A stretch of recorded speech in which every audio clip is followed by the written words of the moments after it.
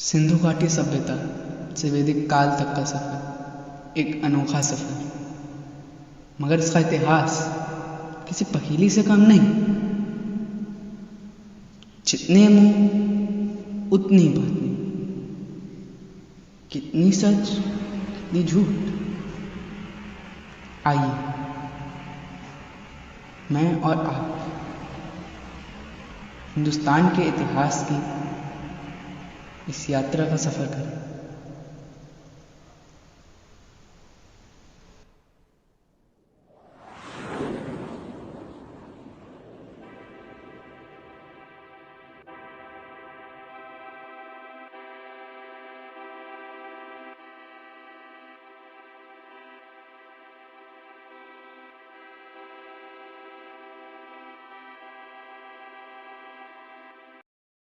नमस्कार, आदाब और सत श्री अकाल।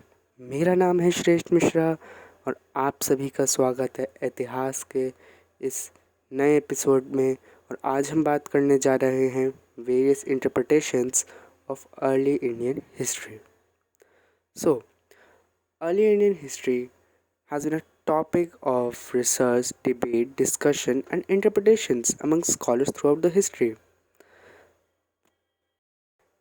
And every interpretation of early Indian history हमें फ्रेश पर्सपेक्टिव देती है भारत के इस इतिहास को समझने का। Now, before moving forward, let me tell you the definition of historiography. Historiography is the study of writing history on the basis of critical examination of sources available. And now we will just talk about historiography in the context of Indian history. So, in the context of Indian history, it is basically divided into three broad categories. First, we will talk about colonial approach towards Indian history. Secondly, we will talk about Marxist interpretation of Indian history. And third, we will talk about nationalist interpretation of Indian history. So, now we are going to carry on with our first approach, that is colonial approach towards Indian history. This approach was first taken by British during 19th century when they landed on the shores of the Indian subcontinent. For the British imperialists, this subcontinent was totally alien land, and in order to rule and better govern this place, what they decided was to collect local histories from different regions in Indian subcontinent in order to better understand the customs, institutions, cultures, traditions prevalent in the India during that age to better administer the Indian society more easily. Before the arrival of Europeans on Indian shores, Indians were unaware of the ways to document history properly. Due to India's ignorance towards maintaining historical texts that were verified and authentic, the historians depended heavily on a variety of archaeological evidence, like from literature and sculptures, and also art, monuments, coins, and inscriptions. The imperialists were biased towards Indian history in the colonial era and highly critical of the Indians' traditional ways. The colonial works tried to justify the British oppression and misconduct towards Indians and projected India as a backward society.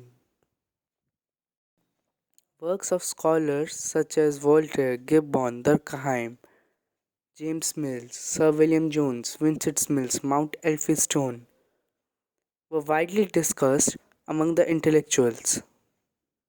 Now, we will talk about the contributions of the colonial historians and scholars. First, we will talk about James Mills. James Mills was a utilitarian historian. His book on Indian history was taught to the students aspiring to be civil servants under colonial India. However, James Mills' works on Indian history have been regarded as censorious by modern day nationalist historians. The book, The History of India, was the most monumental work of James Mill. The book consisted of 3 volumes. In his book, James Mill has criticized laws, customs, and traditions of India. His book became a huge success among the British imperialists. Mount Stuart Effistone. Mount Stuart Effistone was a civil servant in India greater part of his lifetime. His work, History of Hindu and Mohammedan India, which was written and published in 1841, was taught in Indian universities since 1857, and he subsequently wrote another book that traced the beginning and rise of British rule in India till the administration of Hastings. His work was considered more accurate than that of historian James Mills, as Effistone was considered better informed to write about Indian history. Sir William Jones. A linguist and a civil servant, Sir William Jones had an interest in Indian languages such as Sanskrit and appreciated the beauty of Asian languages. He published original work on Orientalist movement in India and is still appreciated today for his great scholarship during the colonial period. In January of 1784, Jones founded Asiatic Society of Bengal that emphasized the importance of study of the culture and history of India. He was supported by Warren Hastings in founding of Asiatic Society of Bengal and made collective efforts to study Indian history and culture. His first efforts to study Indology, that is the study of Indian culture and languages, and his methods to conduct research reached Europe and gradually spread in Europe. The problems with Sir William Jones' work was that they were often romanticized and were exaggerated. Vincent Smith was an amateur numismatist and an archaeologist who served in the Indian Civil Services from 1869 till 1900. He also taught Indian history in Dublin. He wrote works that elaborated the facts about Indian past. His books, Oxford History and Early History, were set as standard books in Indian universities. Vincent Smith had a soft corner for ancient Indian civilization and admired the characteristics of Indian art. Just like a coin, the colonial historiography had 2 sides. It was sympathetic of Indian culture and society and often romanticized the Indian past. But at the same time, it justified the practices of colonial rule and was influenced by the colonial ideology of dominating the world. Now, if you just look at the colonial works, there is a common pattern visible in the colonial historiography that the Indian subcontinent was projected stagnant, orthodox, and backwards as a civilization and both a society. From many works, it could be understood that British were shown as people who liberated India from orthodox rulers and brought techniques of modern science and technology to India. A few works of the colonial scholars have also been found to be influenced by the Christian missionaries. Christian missionaries who were back then traveling all around the world to spread the message of Christianity. Now, we will talk about Marxist approach towards Indian history. Marxist influence on Indian historiography after partition is very prevalent in the works of historians for certain. The Marxist historians changed the main focus of the history from the elite class and the rulers to the common men and their conditions.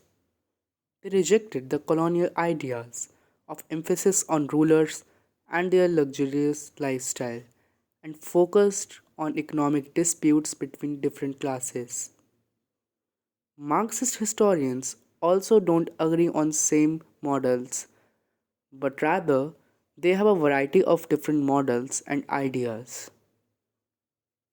Scholar R. Pamedat's India Today was one of the first historical works influenced by Marxist ideologies. D.D. Kosambi's work brought a shifting paradigm in Marxist historiography. D.D. Kosambi or Damodar Dharmanand Kosambi was a mathematician and a Marxist historian who has written great works on ancient Indian history. The Marxist historiography and refreshed our information of early Indian history. Some of the most influential Marxist historians are Romila Thapar, Kumkum Roy, D.D. Kosambi, B.D. Chattopadhyay, R.S. Sharma, Irfan Habib, D.N. Jha.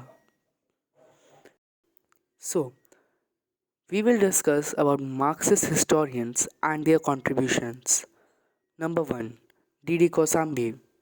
D.D. Kosambi, who was a mathematician and a Marxist historian, has written many great works on ancient Indian history. His major works include An Introduction to the Study of Indian History, first published in 1956, second, Culture and Civilization of Ancient India in Historiographical Outline, 1965, Exasperating Essay Exercises in Dialectical Methods, Myth and Reality, Studies in the Formation of Indian Culture, and Indian Numismatics, which was written in 1981 by D.D. Kosambi. Professor Iris Sharma.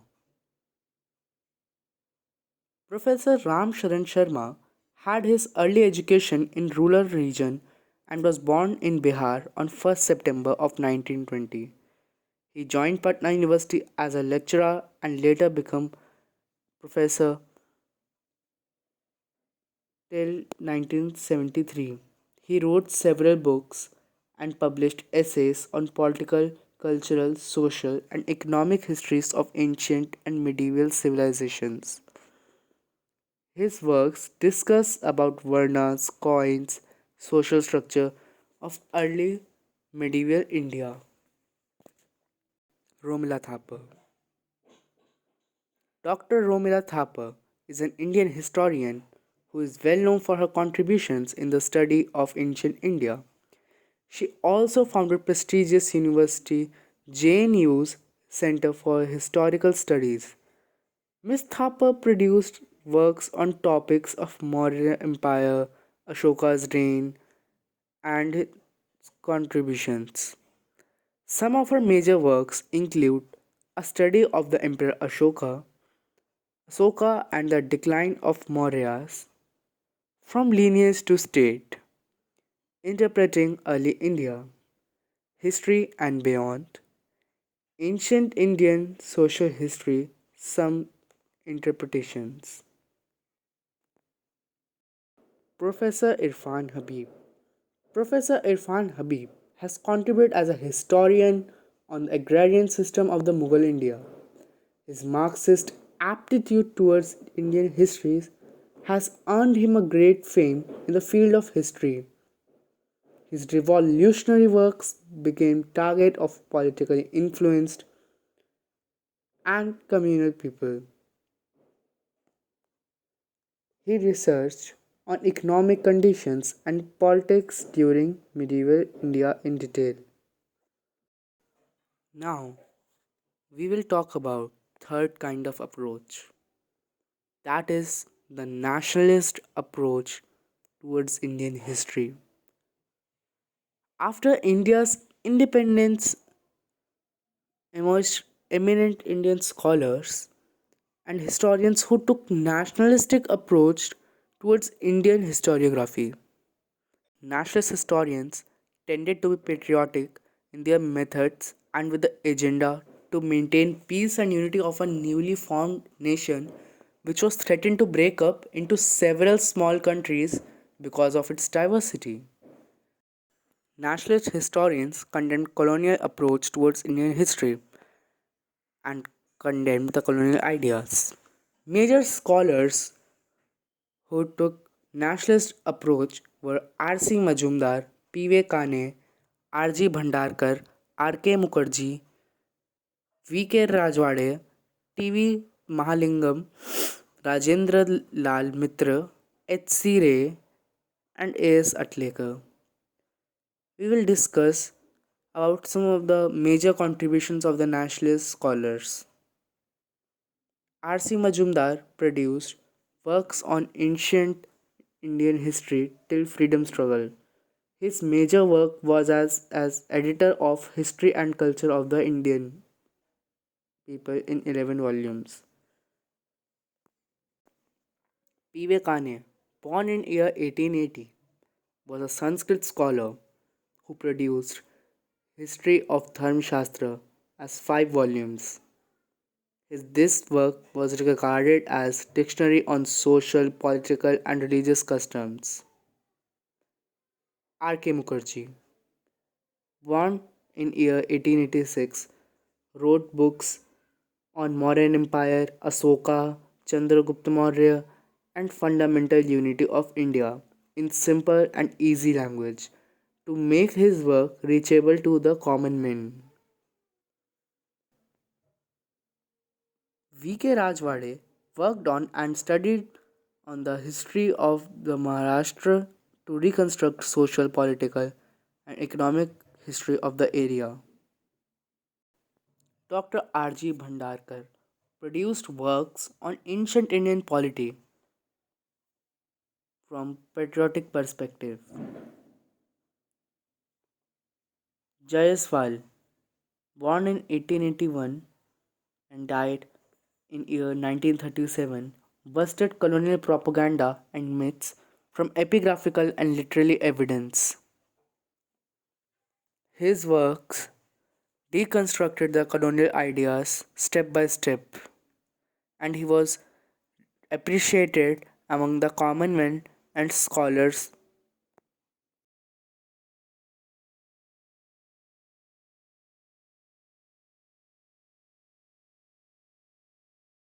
Thanks for watching, and I hope that you learned something new today.